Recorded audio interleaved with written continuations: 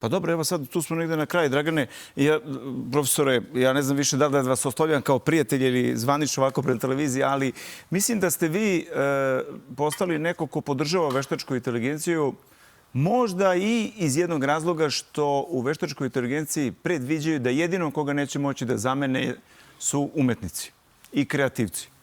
Pa, u velikoj meri, ali šta je u stvari bio, Iskreno, u velikoj meri. šta je bio razlog?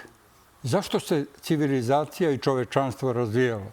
Mi koji smo iz oblasti društvenih nauka, filosofije i umetnosti, znamo da je cilj bio slobodno vreme čoveka.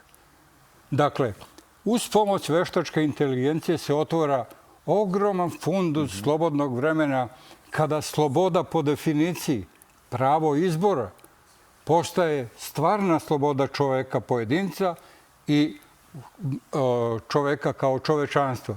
Dakle, mi po prvi puta sada dolazimo u situaciju da se čovek zamisli nad svojim moralnim postupanjima, a čovečanstvo na svojim etičkim, jer moral je individualnog karaktera, a etika je opšteg karaktera.